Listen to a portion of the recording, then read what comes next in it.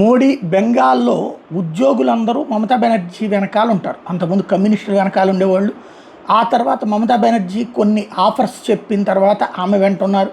ఇప్పటికే ఆమె వెంట ఉన్నారు. అందుకోసం ఎంతకైనా దిగజారే పనులు కూడా చేస్తూ ఉంటారు.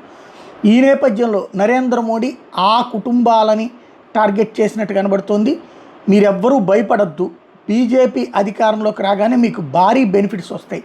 7th పే కమిషన్ ఇంతవరకు అక్కడ అమలు కాలేదు, 45 రోజుల్లో అమలు చేస్తాం, ఇది నా హామీ అని చెప్పుకొచ్చారు.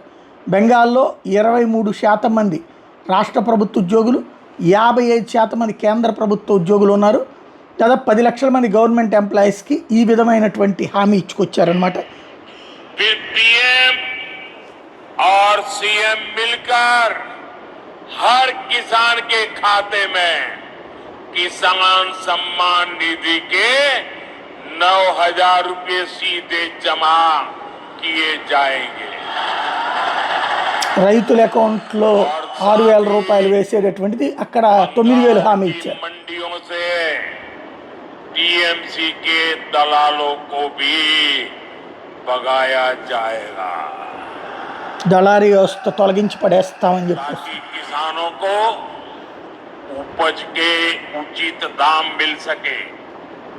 और साथियों, ఓవరాల్గా హామీల వర్షం కురుస్తోంది.